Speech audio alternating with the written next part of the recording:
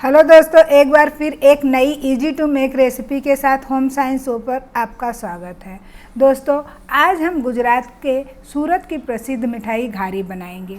यूँ तो ये पूरे गुजरात में बड़े चाव से खाई जाती है, लेकिन सूरत में ये मशहूर है। इसे शरद पूर्णिमा के दूसरे दिन चंदी पड़वा के नाम से जाने वाले दिन में खाई जाती है। तो चलिए हम घारी बनाते हैं। घारी बनाने के लिए हमें मावा और इसमें डाले जाने वाले बूरा खांड कहते हैं, बूरी शक्कर या उसे तगार भी कहते हैं, इन दो चीज़ की मेन ज़रूरत पड़ती है। तो या तो हम बूरा और मावा जो है वो बाहर से लेके आएँ या उसे भी घर पे बनाएं। तो आज मैं आपको सारी चीज़ें घर पे बनाने स्टेप बाय स्टेप बताती हूँ। आप बिना बाहर से कोई भी चीज़ लाए घर पे सारी चीज़ें आराम से बना सकते हैं। घारी बनाने के लिए सबसे पहले मावा की ज़रूरत पड़ती है, जिसे खोया भी कहा जाता है। खोया बनाने के लिए मैंने 2 लीटर फुल फैट क्रीम दूध का यूज़ किया है। आप चाहें तो जो भरवाड़े लेके आते हैं दूध, उसका भी बना सकते हैं। तो हमारे यहाँ ये पैकेट का आसानी से मिलता है, तो मैं इससे बना रही हूँ। अब मावा बनाने के लिए कढ़ाई को हम थोड़ा सा पानी से भिजा लेंगे। ऐसा करने से दूध जो है कढ़ाई में चिपकता नहीं।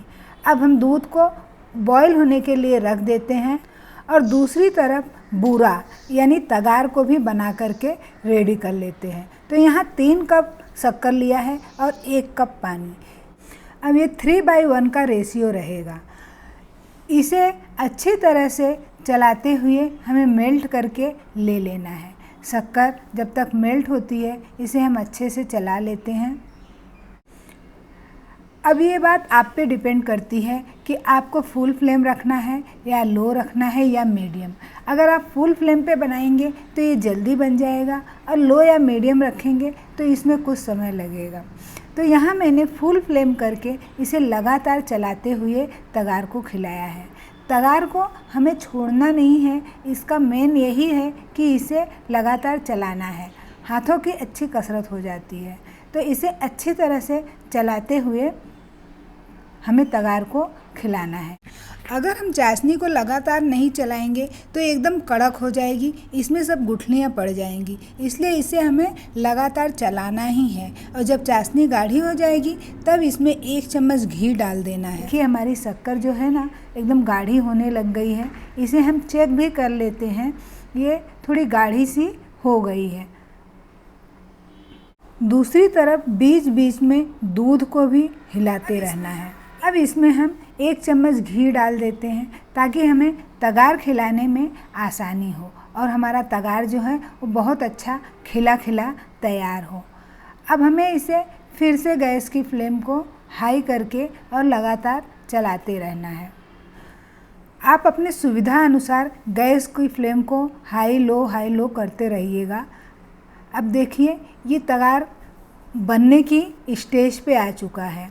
तो अब इसे हम एक कटोरी में पानी ले लेके और उसको चेक करते हैं। इसका चेक करने का यही तरीका है कि हम कटोरी में एक पानी लें और पानी में इसको थोड़ा सा 2-3 ड्रॉप डालें। जब इसकी गोली बनने लगेगी तब हमें गैस की फ्लेम को बंद कर देना है। इस बात का ध्यान रखिए, जब शक्कर की गोली बनने लगे तो हमें गैस की फ्लेम को बंद कर देना है। देखिए अभी हमारे शक्कर में गोली नहीं बन रही है, तो मैं इसे अभी थोड़ी देर तक और फुल फ्लेम करके चलाऊंगी।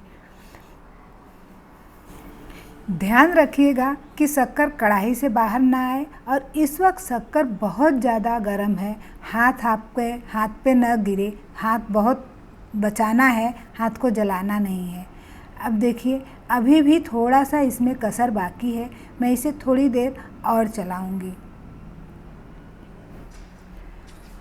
अब इसे एक बार और चेक कर लेते हैं। हाँ, अब शक्कर में गोली देखिए बनने लग गई है। इस तरह से शक्कर एक जगह इकट्ठा हो गई है। अब गैस की फ्लेम को बंद कर देना है। गैस की फ्लेम को बंद करने के बाद भी इसे हमें लगातार चलाते रहना है। जैसे जैसे शक्कर की चाशनी जो है वो ठंडी होगी, वैसे वैसे शक्कर अपना कलर जो है वो चेंज करता जाएगा और गाढ़ा होता जाएगा। देखिए, इसे लगातार चलाना है। करीब 3-4 मिनट में ये बन करके तैयार हो जाएगा। आप चाहें तो गैस पे से हटा करके नीचे भी इसे कर सकते हैं। देखिए, जितना हम इसे चलाएंगे और जैसे जैसे ये ठंडी होगी, ये चाशनी अपना रंग भी चेंज करेगी और गाढ़ी भी होते जाएगी।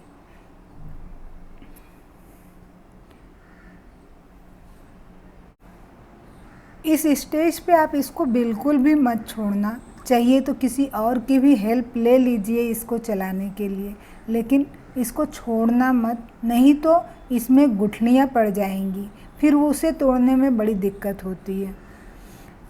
इसे लगातार हिलाते रहिएगा। करीब 15-17 मिनट में हमारी तगार बन करके तैयार हो जाएगी और ये तगार हमें बहुत सारी मिठाइयाँ बनाने के काम में आएंगी। सामने दिवाली का त्यौहार है, इस तरह से हम तगार अगर बना करके घर में रख लेते हैं तो ये पिसी हुई शक्कर के मुकाबले में बहुत ज़्यादा अच्छा टेस्ट होता है इसका। दूसरी तरफ दूध भी उबल रहा था, इसको भी मीडियम फ्लेम पर रख करके मैं बीच बीच में चला दिया करती थी।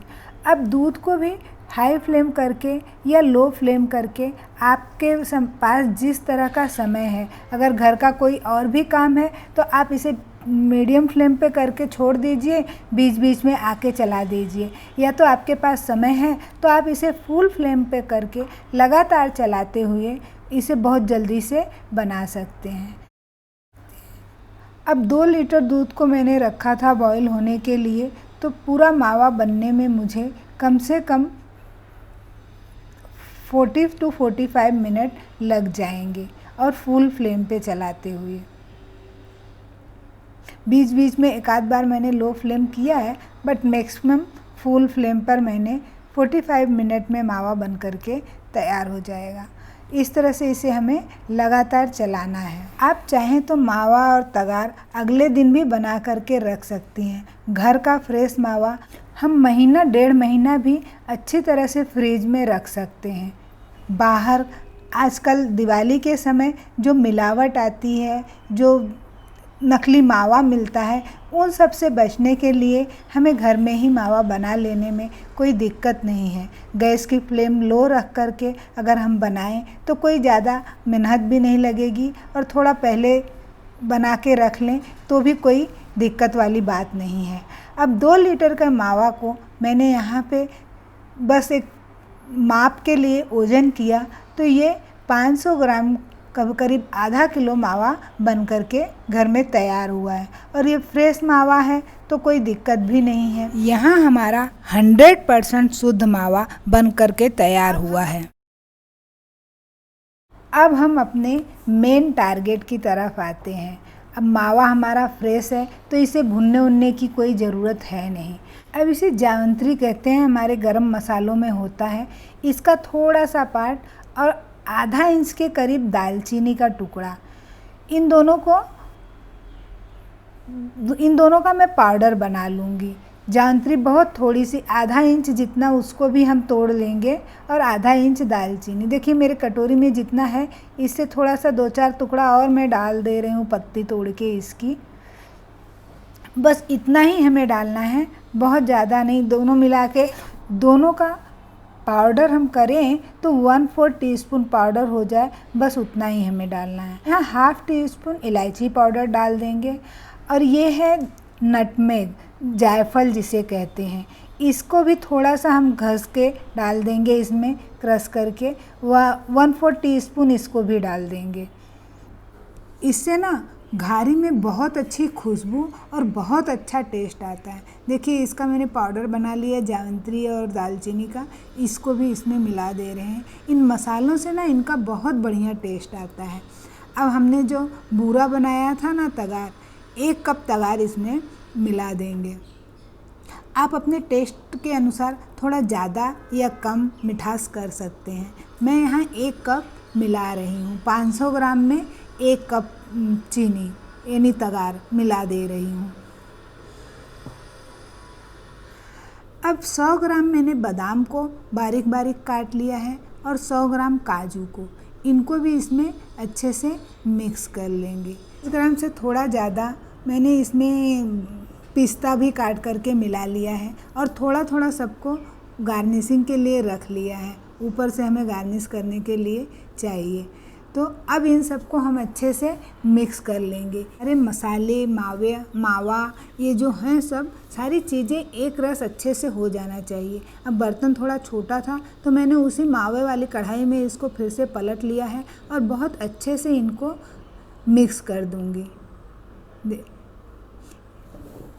घारी के अंदर भरने वाली फिलिंग एकदम मावा मसाले से भरपूर तैयार है। अब हम इसके लिए एक डो लगा लेते हैं। यहाँ 1 कप मैदा लिया है मैंने। अब इसमें 1 चम्मच घी डाल दूँगी और घी और मैदे को अच्छे से मिला लेंगे। मोयन जिसे कहते हैं, अच्छी तरह से मोयन लगा लूँगी। अब इसे मिक्स करने के बाद इसका एक सॉफ्ट डो लगा करके तैयार करेंगे, हमारी रोटी की तरह। जिस तरह से हमारे घर में रोटी का डो लगाते हैं, सेम उसी डो की तरह हम डो लगा करके तैयार कर लेंगे। अब डो हमारा लग चुका है।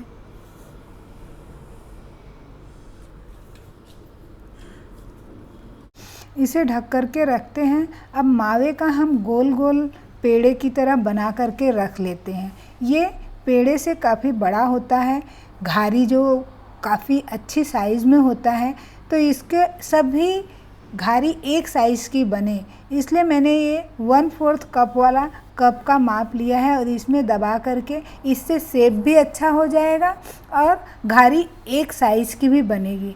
आप कोई कुकी कटर हो, घर में कोई छोटी कटोरी हो या फिर हाथ से ही गोल गोल बना करके दोनों हथेलियों के बीच में रख करके दबा दीजिए और साइड से थोड़ा सा दबा करके राउंड शेप दे दीजिए। तो इस तरह से घारी बन करके तैयार हो जाएगी। अब इसी तरह से सारी घारी का शेप मैं बना करके तैयार कर ले रही हूँ। घारी का शेप भी तैयार हो चुका है। अब हम आटे को छोटी छोटी पूरी की तरह बेल लेते हैं। देखिए आटा एकदम सेट हो चुका है। अब इनकी हम छोटी छोटी लोइयाँ काट करके निकाल लेंगे।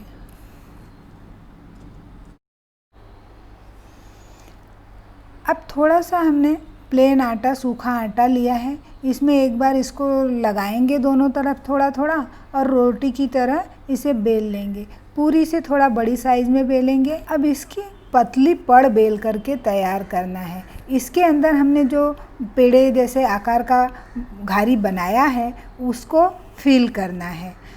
देखिए इतना मोटा ये है, बहुत मोटा भी नहीं है और बहुत पतला भी नहीं है। अब इसे हमें सील करना है।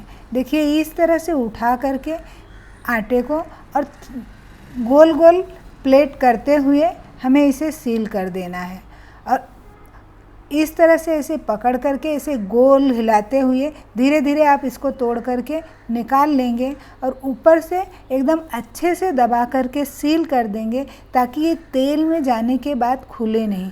अब जितना अच्छे से हो सके इसे उतना अच्छे से दबा करके सील कर दीजिए। देखिए एकदम अच्छे से हमने पैक किया है। अब ये खुल तेल में।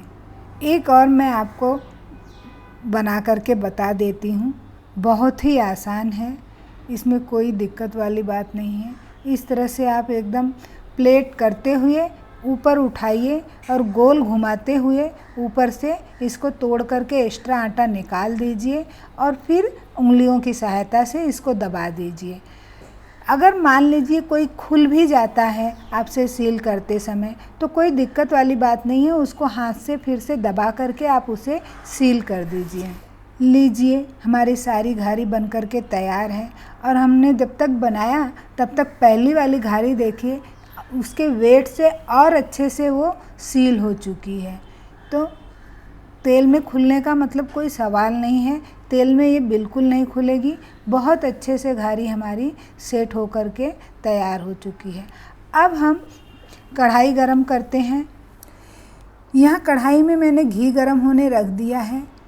आप चाहें तो तेल में भी फ्राई कर सकते हैं या तो आधा तेल या आधा घी ऐसे मिक्स करके भी फ्राई कर सकते हैं। अब हमारा घी गरम हो चुका है तो हम इसमें एक एक करके घारी को डाल करके फ्राई कर लेते हैं। अब जिस तरफ से हमने सील किया है, अगर उसको ऊपर रख के इस तरह से करते हैं तो घारी तलने में थोड़ा समय लगता है, क्योंकि हमने मोटा वाला जो पोर्शन है मैदे का उसको ऊपर रखा है, तो इस तरह से थोड़ा इसमें समय लगता है। और दूसरी तरफ अगर इस पोर्शन को हम नीचे रखते हैं तो नीचे से उसको हीट ज़्यादा मिलेगी, और हम ऊपर से हम गरम घी डालेंगे तो हमारी घारी बहुत जल्दी से सिक करके तैयार हो जाती है। तो दोनों ऑप्शन मैंने बता दिया है। अब आप अपने इच्छा अनुसार इसको किसी भी तरफ से डाल करके सेक सकते हैं। इसी तरह से हम सारी घारी को सेक करके तैयार कर लेंगे। सभी घारी हमारी बन करके तैयार हो चुकी है। हमने घारी को अच्छे से तल करके सेक करके ले लिया है। अब घारी हमारी तैयार है। अब इसे हम ठंडा होने देते हैं। अभी हमारा एक लास्ट स्टेज बाकी है। इसके ऊपर हमें घी और शक्कर का एक पेस्ट लगाना है। गुजरात में तो इसे घी में एकदम चारों तरफ से डुबो देते हैं, लेकिन हम इतना घी नहीं खा सकते, इसलिए हम इसे थोड़ा सा ऊपर से ही घी लगाएंगे। इस घी को लगाने के लिए पहले हमें घी को मेल्ट करना होगा, फिर उसे फ्रीज में रखना होगा। तब जब वो घी जम जाएगा तो ऊपर से उसको ले लेना होगा। कहने का मतलब है कि हमारे घी में दाना बिल्कुल नहीं होना चाहिए। अब इसमें हम 1-1.5 चम्मच अपनी इच्छा अनुसार शक्कर डाल लेंगे, पिसी हुई चीनी को डाल लेंगे और इसको अच्छे से मिला करके फेंटेंगे।